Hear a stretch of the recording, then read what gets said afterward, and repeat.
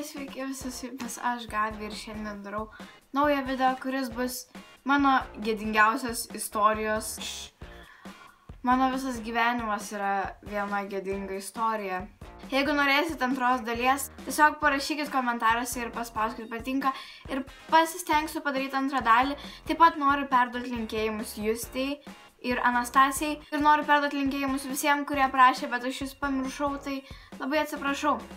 Pirmoji istorija yra, kai aš buvau 10 metų, aš buvau labai pasiutęs vaikas, bet dažniausiai aš gyvendavau savo pasaulėlį, tai yra turėdavau savo žiauriai gerą vaizduotę ir visą laiką žaisdavau su savim, kalbėdavau su savim ir panašiai. Nežinau, ar visi taip darė, bet bent jau aš tai buvau toks vaikas. Buvo taip, kad pasiėmus aš kažkokį pagalį, ten lakščiau po kiemą kaime. Ir tada ir kaime turėjau simpatiją, buvo Egidijus toks, jam buvo 14, man buvo 10. Aš žaidžiau liktais, kažką ten dariau, šokinėjau, dariau nesąmonės. Ir tiesiog jisai ėjo gatve ir aš iššokau iš krūmų. Ir kai aš buvau mažesnė, aš buvau toks didelis rutuliukas, tiesiog buvau labai žema ir buvau apvalutė tokia. Ir aš tiesiog užšokau iš krūmo ant jo, kai jis ėjo iš parduotuvės ir nuverčiau jį, aišku, jis parkrito, nes aš rutuliukas toks užšokau. Ir jis toks atsisuko į mane ir pasakė, Gabi, ir aš net nemačiau, kad jis ten ėjo, aš tiesiog iššokau iš krūmų šiaip sau. Ir jis toks atsisuko, Gabi, numetė ten savo maišą visą krisdamas. Ir aš tokia atsistojau, nusivaliau visą ir šokau atgal į krūmus, nieko jam nepasakius. Ir nuo tada mes daugiau gyvenime nebesikalbėjom. Tikiuosi, jisai nežiūri šitą video. Nes jeigu žiūri, tai man bus labai gėda. Jis buvo Egidijus, ar jis buvo Eimantas. Kita istorija yra, kai man prasidėjo mėnesinės. Ir buvo taip, kad su manimi, kai aš buvau maža, kalbėdavo mažybiniais žodžiais, tai yra Rurytė ir visa kita. Ir kai man prasidėjo, man buvo 11 ir aš buvau tas vaikas, kuris nežinodavo, kas tai yra. Aš nežinojau, kas tai yra, kodėl tai yra. Žinojau, kad tai būna moterim, nežinojau kiek, kaip, kada ir kas ir galvojau, kad tai būna tik 20 metam. Man buvo apie 11 ir man prasidėjo ir aš niekam nesakiau. Sėdėjau tualete pusę valandos tikriausiai ir verkiau. Bet jau pas mamą ir pasakiau, kad mama, man iš šiknos bėga kraujas. Nesakiau, kad šikna, sakiau Rurytė, bet jo, tai pasakiau ir tada viskas buvo gerai, ten mama man viską paaiškino. Aišku, neaiškino, kodėl, pasakė, kad taip būna ir nieko tokio. Ir kitą dieną mes turėjome eiti pas daktarę, aš nuėjau pas daktarę, tiesiog buvau prasirgus liga, man atrodo, jin man išrašė pažymą. Ir jin paklausė, nu tai viskas, daugiau to viskas gerai ir aš pasakiau, jo, viskas, tik tiek, kad man iš Rurytės kraujas bėga. Kas man šovė į galvą, aš nežinau, bet aš dabar mirštu iš gėdos, kai dar turiu eiti pas ją. Mano mama irgi tada tuo momentu tikriausiai mirė iš gėdos. Kas man šovė į galvą. Dar vienas įvykis buvo, aš vasarą važiavau į Vokietiją. Ir į Vokietiją aš važiavau, tiksliau važiavau pro Vokietiją, nes važiavau į Airiją su dėde.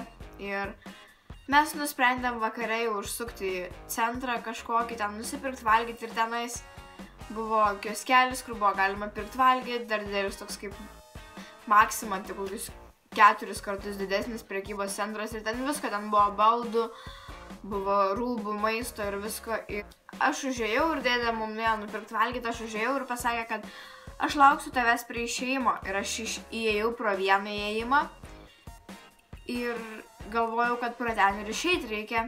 Nors ten buvo ar 3 išėjimai, ar 2 man atrodo. Ir aš 10 minučių prasiblaškiau toj parduotuviai.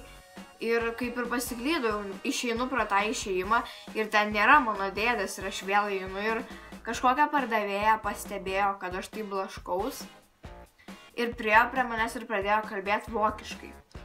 Ir aš iškart supratau, kad jinai nėra tikra vokietė, nes tikri vokiečiai labai staigiai viską sumala ir labai sunku suprast. Bet kadangi pamačiau, kad ir jinai nekalba labai gerai ir tiesiog pagalvojau, kad gal iš kokios Švedijos, Anglijos ar iš kur atvažiavus padirbti pardavėją. Pradėjau rodyti savo vokiečių kalbėjimo skilus, nors aš vokiškai beveik nemoku. Ir mes ten su ja pasikalbėjom. Ir buvo taip, kad aš kažkaip nusisukau truputėlį ir sakau, kaip man tą pasakyti? Ir pasirodo, kad jinai buvo lietuvė. Ir iš pradžių jinai man nieko nepasakė, tik tai jis tokia pažiūrėjo keistai į mane ir paklausė, iš kur aš esu, ir aš pasakiau iš Lietuvos, vokiškai. Ir tada jinai man atsakė, o, tai tu moki lietuviškai. Žinau, kad jinai apsimetė, kad negirdėjo, bet žinau, kad negirdėjo. Ir tada aš miriau iš gėdos ir man parodė, kur išeit ir aš išėjau. Man buvo gal 10, aš buvau 5 ar 11 man buvo, nežinau. Buvau, man atrodo, 5 ir ėjau su timpom į mokyklą. Ir užkliau už vinies, man atrodo, ir man ant šiknos atsirado gal tokio dydžio skylė, ta prasme didelė. Ir aš nežinojau, ką daryti, nejau namo nieko. Ir kadangi esu labai protingas žmogus, aš sugalvojau nusispalvinti tą vietą juodai su flomasteriu, kur man yra skylė. Nusispalvinu aš tą vietą ir nieko nesimato, viskas gerai. Bet po kiek laiko ta juoda išsitrynė ir gavosi tokia balta kaip pilka. Ir visą dieną iš manęs juokėsi žmonės. Ir net kai grįžau namo, aš nepersimoviau ir tada su mama išėjom miestą. Ir aš visą laiką pravaikščiau miestą su skylė didžiausia ant šiknos. Ir vakare man mama pasakė, Gabija, tau suplyšusios timpos. Tada aš supratau, kad aš visą dieną pravaikščiojau su suplyšusiom timpom. Jo. Noriu padėkoti jums ir pasakyti didžiulį ačiū iš širdies. Tai ačiū, kad mane žiūrit, ačiū, kad paspaudžiat patinka, komentuojat ir prenumeruojat. Man tai reiškia labai daug. Tiesiog, myliu jūs visus labai. Ata. Mane lašiakai geri.